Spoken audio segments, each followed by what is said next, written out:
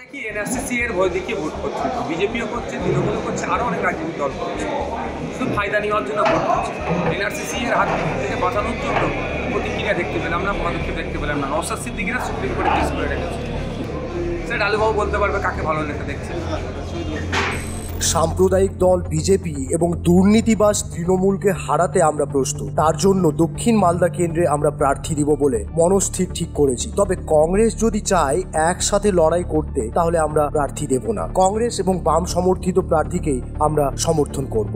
আসন্ন লোকসভা ভোটের আগে নিজেদের সংগঠনকে মজবুত করতে আজ কালিয়াচক নজরুল ভবনে কর্মী সভা করে এমনটাই জানালেন আইএসএফ বিধায়ক নওশাদ সিদ্দিকী।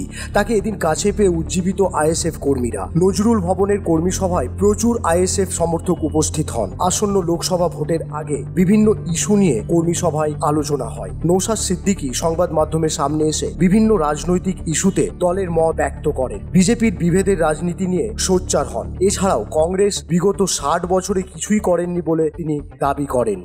মালদার কালিয়াচক থেকে পার্থ ঝায়ের রিপোর্ট, বিশ্ব টাইমস। ফিরবে হুঁশ, জাগবে মানুষ। অনেক ভাবে এসেছে, কিন্তু আমি আমার জায়গায় দিল কেন? মানুষকে কথা দিয়েছি। ভাঙড়ের 1,09,000 ভোট আমার পক্ষে এসেছিল যে বিশ্বাস করে।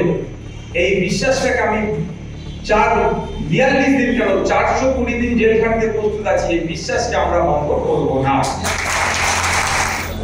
দক্ষিণ মালদায় লোকসভা কেন্দ্রের বিভিন্ন স্তরের কর্মীদেরকে নিয়ে একটা কর্মী সভা। আগামী দিনে আমরা দক্ষিণ মালদায় প্রার্থী দেওয়ার মনস্থির করেছি। যদিও জোটের আলোচনা চলছে, জোটের স্বার্থে আমরা যদি এটাকে ছেড়ে দিই, আমাদের এই কর্মীরা তখন যাদের সাথে জোট হবে তাদের হয়ে লড়াই করে এখানে বিজেপি তৃণমূলকে পরাস্ত করার জন্য প্রস্তুত নেবে। অন্যথায় আমরা আগামী দিনে আমাদের এই কর্মী সমর্থকদেরকে নিয়ে এখান থেকে জিতে যাতে পার্লামেন্টে জনগণের জনপ্রতিনিধি পাঠানো যায়, যে প্রতিনিধি গঙ্গা ভাঙন থেকে শুরু করে শিক্ষা, স্বাস্থ্য, কর্মসংস্থানের কথা পার্লামেন্টে তুলে ধরবে, জনগণের জনপ্রতিনিধি হবে, তাকে পাঠাবার জন্য এখান থেকে আমরা একটা প্রস্তুতি গ্রহণ করলাম। দক্ষিণ মালদা কিন্তু তবে প্রার্থী আপনি দিচ্ছেন। দেখুন, জোটের আলোচনা একটা পর্যায়ে চলছে। যদি জোটের সমাপ্ত হয়ে যায় আগামী দু একটা দিনের অপেক্ষা করবো, কারণ অপেক্ষারও তো একটা সময় থাকে। কারণ এখানে বিজেপির কর্মী, বিজেপির প্রার্থী অলরেডি প্রচার শুরু করে দিয়েছে, তৃণমূলের প্রার্থী শুরু করেছেন, কংগ্রেসের প্রার্থী শুরু করে দিয়েছে। আমরা ক্রমশ পিছিয়ে যাচ্ছি। কয়েকটা দিন অপেক্ষা করবো, যদি জোট হয়ে যায় ভালো, তাহলে আমরা প্রার্থী ঘোষণা করবো। বাংলায় আপনার কত আসনে প্রার্থী দেওয়ার সংকল্প নিয়েছেন? দেখুন, অলরেডি 8টা দিয়ে রেখেছি। জোটের স্বার্থে 8টাতেই সীমাবদ্ধ থাকতে চাইছি।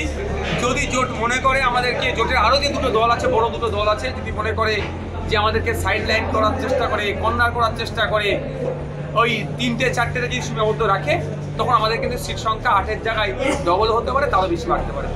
সামনে তো ভোটের লড়াই, কি দেখছেন? বাইনারি পলিটিক্স করার চেষ্টা হচ্ছে। বিজেপি ধর্ম নিয়ে রাজনীতি করছে, আর অবিজেপি দলগুলো এই বিজেপির ধর্মের রাজনীতিটাকে সামনে রেখে ভোট চাইছে। এই বাইনারি পলিটিক্স আমরা করতে দেবো না। আমরা চাই মানুষের রুজিরুটির কথা হোক। পেটে খিদে আছে আর মুখে ধর্ম করছে। পেটে খিদেটাকে পূরণ করতে হবে। ধর্ম স্থানে যাবে, থাকবে। ধর্মকে সম্মান আমরা প্রত্যেকেই দিই।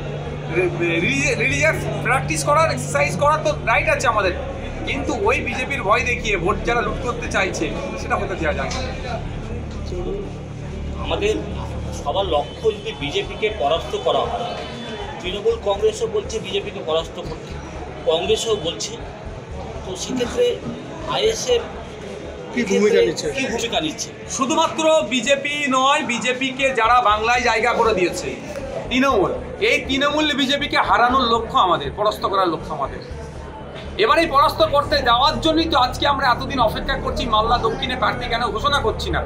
যদি ঐক্যবদ্ধ হয়ে আমরা লড়াই করতে পারি, ঐক্যবদ্ধ করার ভূমিকা নিচ্ছি। কিন্তু কতদিন ঐক্যবদ্ধ করার ভূমিকাতে থাকবো বলুন না? আমাদের একটা সময় আসছে, আমাদেরও কর্মী সমর্থক আছে, আমাদের মানুষের আবেগ আছে, ভোটার আছে, তারাও তো অপেক্ষায় আছে। যদি জোট ডিক্লেয়ার হয়ে যায়, আমরা ফুল ফ্লেজে নেবে তাদের সহযোগিতা করব। অন্যথায় আমরা এককভাবে লড়াই করবো, আমাদের মতো ক্ষমতা নেই।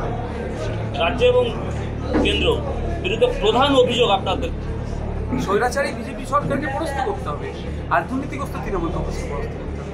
একজন স্বৈরাচারী দুর্নীতিগ্রস্ত একটা চাকরিটাকে চুরি করে কী অবস্থা রাজ্যের করেছে, কিন্তু মানুষ কোনো অংশে পিছিয়ে যাচ্ছে না। দুটি দুর্নীতিগ্রস্ত দলকে